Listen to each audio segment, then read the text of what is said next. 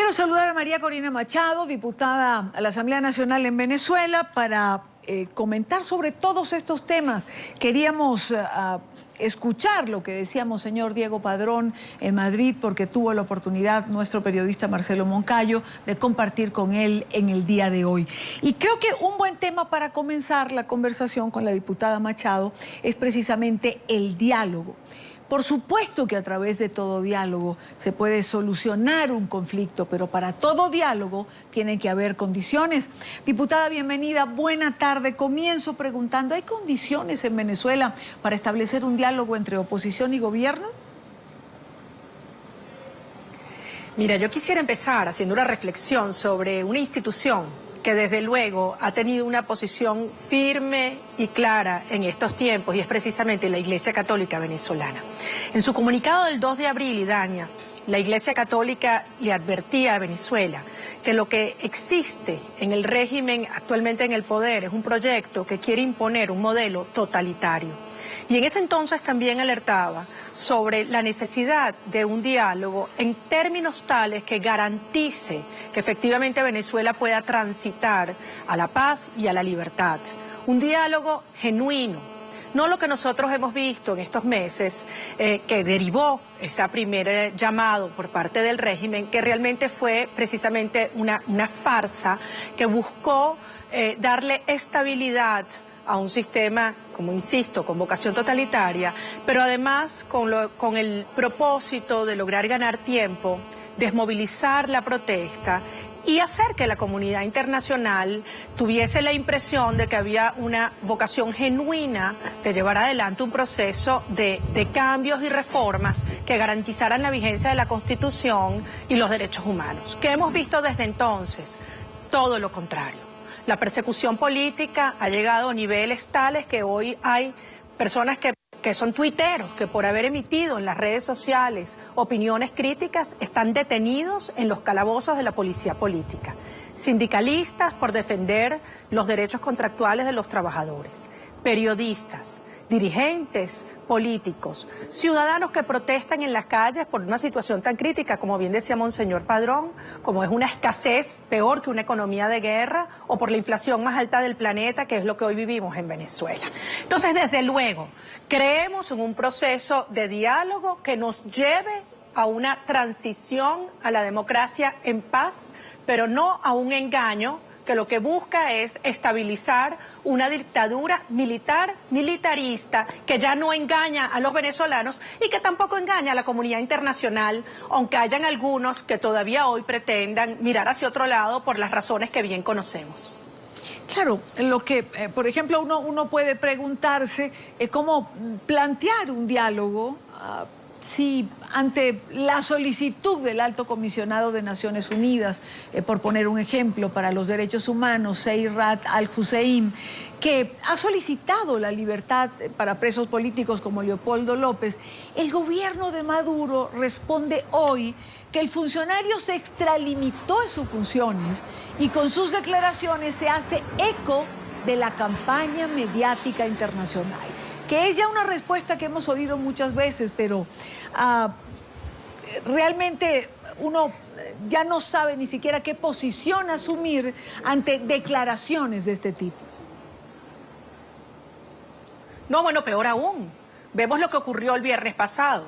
La reacción del régimen fue detener en la misma cárcel militar de Ramo Verde, donde está en este momento Leopoldo López y el alcalde Ceballos, nada más y nada menos que a la alcaldesa de San Diego, la esposa del alcalde preso también en Enzo Escarano, por exigir que se le entregara el informe médico que se le había realizado a su marido, donde decía que debía tener una operación de urgencia. Por ella exigir que se le entregara el informe, que es un derecho que tiene como preso político Enzo Escarano, se le detuvo y se le mantuvo varias horas aislada. Imagínate, una fuerza militar deteniendo a una autoridad civil. Entonces, esta es la respuesta de un régimen que simplemente no cree en respeto a los tratados y que no cree en el respeto a la Constitución. Pero esto lo que nos tiene que llevar, entonces, es a lo que Venezuela enfrenta hoy, producto además de una situación económica, no solamente devastada por el horror que han cometido en la destrucción de nuestra capacidad productiva, de la corrupción en todos los planos de la administración pública, pero ahora agravada por una crisis petrolera, en una caída sustantiva, significativa de los precios del petróleo. Esto nos lleva a una situación verdaderamente crítica, no solamente económica y social, sino una crisis institucional y moral que ha llegado a unos niveles sin precedentes y que hace que la sociedad venezolana anhele, exija y clame por un cambio político profundo, que desde luego nosotros luchamos porque sea a través de un proceso de transición pacífica, pero que no vamos a permitir que sea el apaciguamiento y la doblegación de todos aquellos que hoy luchamos por el respeto a la vida en democracia y libertad. Usted ha mencionado la situación de los precios del petróleo, es decir, de un precio que llegó a estar en $120 por barril a uno que está en 77, la diferencia asusta. Y asusta cuando se tiene una economía como la venezolana, con una inflación la más alta del mundo, con una escasez que ya supera, por ejemplo, en medicamentos el 70%, y leí que en productos de la canasta básica ya supera el 80-85%. ¿Qué le espera a los venezolanos en los próximos meses? Es decir, ¿qué le espera a los venezolanos para el mes de diciembre, por ejemplo, con estos precios del petróleo y la falta de liquidez que tendrá el gobierno? Bueno, y además cuando uno piensa lo que este régimen logró, cuando llegó Hugo Chávez al poder, más de un 20% de los ingresos, de las exportaciones, venían de sectores distintos al sector petrolero. Hoy, el 97% de lo que Venezuela exporta son productos vinculados al petróleo. ¿Por qué?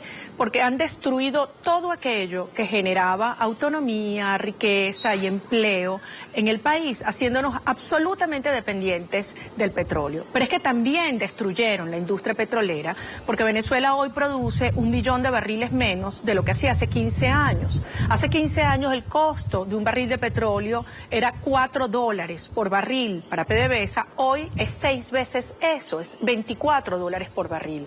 Esto ha colocado a PDVSA en una situación financiera muy crítica, de tener una deuda mínima hace 15 años a tener hoy una deuda solo de PDVSA por encima de los 43.000 millones de dólares. Y llegando a un extremo que por primera vez en nuestra historia Venezuela está importando crudo. No solamente de Algeria, como se avisó y se notificó hace unas semanas, a pesar de que el gobierno lo negó, pero hace 2 días tenemos una nueva información de que se va a importar crudo ruso por vía de una empresa china. ¿Por qué? Porque la capacidad de producción del petróleo ligero venezolano se ha reducido sensiblemente y se necesita el petróleo ligero como diluyente. ¿Por qué digo esto? Porque la situación venezolana es dramática. Tuvimos un déficit fiscal por el orden del 16% el año pasado, que como usted bien decía, tuvo un promedio, el promedio del petróleo, el precio del petróleo del año 2013 fue de $98. Hoy estamos ya por el orden del 76. Cada dólar que baja el precio del petróleo significa que Venezuela ingresa al menos unos 500 millones de dólares, alrededor aproximadamente, menos. Ha caído $24 en los últimos meses, es decir, multiplicado por 500, representan 12.000 millones de dólares al año, menos de lo que estaba previsto recibir en estos 12 meses. Esto es dramático para un régimen que además se ha endeudado, ha multiplicado por 6 la deuda global de la República Venezolana. ¿Qué nos espera a los venezolanos? Una situación muy crítica, no solamente en términos de inflación, en términos de escasez y desde luego en términos de la estabilidad social. Al extremo, y para aquellos que necesitan ver estudios de opinión para convencerse, en mi caso, te digo, yo lo siento en estos recorridos y contactos que tenemos todos los días con venezolanos en todos los rincones del país, al extremo que hoy el 68% de los venezolanos está clamando porque el señor Maduro se vaya del régimen, salga del gobierno antes de lo previsto. Un 48% dice que quiere que haya un cambio de régimen ya. en el año 2014. Solo un 16% habla de que el señor Maduro termine su mandato en el 2019, porque además hay un 80% del país que habla de un rechazo contundente a las políticas de este régimen y a la situación que hoy en día vivimos los venezolanos, paradójicamente después de 15 años de la mayor bonanza petrolera de nuestra historia. Aquí usted menciona, diputada, las cifras. Recientemente, dos empresas importantes de opinión pública como Consultores 21 y Datos ha publicado o se ha filtrado encuestas que terminaron recientemente, es decir, fueron hechas ya los últimos días de septiembre y los primeros de octubre. Usted habla de un 80% que rechaza al gobierno. Evidentemente cayó hasta un 30% la aprobación de la gestión de Nicolás Maduro. Y uno de los datos que más me llamaba la atención, un aspecto importante, es que se responsabiliza directamente a Maduro de las malas políticas económicas, de la escasez, de las inmensas filas que hacen los venezolanos a diario, lo que no ocurría con el presidente Chávez. Todos eran culpables menos él. Aquí el principal culpable, creo que los venezolanos, eso es lo que reflejan las encuestas, la responsabilidad se la dan a Maduro. Bueno, efectivamente, una de las razones es porque lo que sembró Hugo Chávez lo está también cosechando Maduro, quien además fue parte y corresponsable de todas esas políticas, porque no se puede eximir de responsabilidad a un modelo que desde el primer día se propuso atacar la iniciativa privada, la producción, la eficiencia, la competencia, que promovió expropiaciones, invasiones, que inició toda una guerra mediática pero brutal contra todos aquellos que son productores, comerciantes, emprendedores en nuestro país, y además que promovió, y además lo dicen con toda la crudeza, una feroz lucha de clases. Sin embargo, la realidad es que todo este aparato comunicacional en el cual todos los poderes públicos y los medios que fueron desplazando, cooptando, comprando, callando, no han logrado modificar. Es lo que los venezolanos queremos y creemos sobre nosotros mismos y el país que queremos. Recientemente se publicó una encuesta del Pew Research Institute en 44 países del mundo desde el 9 de octubre y a mí me sorprendió gratamente, me emocionó ver cómo Venezuela es uno de los países que tiene el mayor índice de apoyo a la iniciativa privada, al libre mercado y a la propiedad. 7 de cada 10 venezolanos. El 86% de los venezolanos piensan que las variables para superarnos están en nosotros mismos y no dependen de terceros. Esto lo que demuestra es que el pueblo de Venezuela estamos muy conscientes de cuál es el modelo que hoy enfrentamos. Se ha tratado de por la fuerza imponer un sistema muy parecido al que existe hoy en Cuba, en el cual el Estado es todopoderoso, donde por la vía del control militarista de todos los sectores se van callando las voces disidentes, se va imponiendo una ideologización y un pensamiento único en el cual desde el sindicalista hasta el periodista, pasando por el tuitero o por un diputado, somos concebidos y calificados como enemigos y tratados como tal, perseguidos, denigrados. Sin embargo, fíjense dónde estamos hoy. Una Venezuela que estaba dormida, dividida a principios de año, vivió un proceso inédito de movilización y de protesta cívica, y esa misma encuesta que usted menciona hoy, dicen que el 54% de los venezolanos considera que la protesta fue decisiva para la caída del apoyo popular a este régimen, y un 68% dice que hoy hay razones para protestar.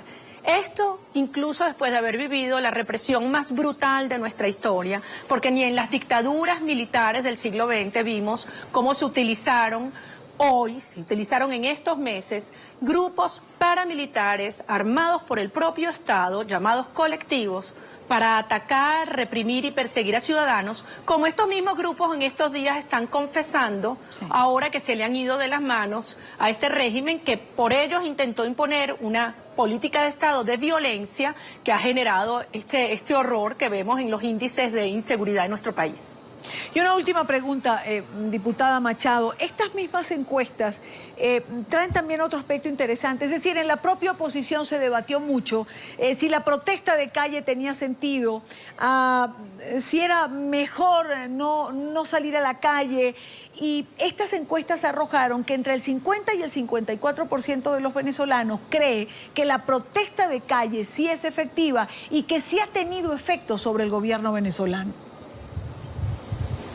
Sí, eso es lo que mencionaba ahora y esto es muy importante porque también cerca de un 60% de la población dice que en Venezuela hoy hay una dictadura, algo que no era así hasta hace unos meses. Es decir, este proceso de protesta, de movilización, desde luego la represión y la censura brutal del régimen ha hecho que muchos venezolanos abran los ojos a entender la verdadera naturaleza de este régimen, que por todos los medios está empeñado en preservar el poder, incluso a través de la destrucción de las instituciones que han sido permeadas por el crimen organizado y la mafia internacional, como todos sabemos.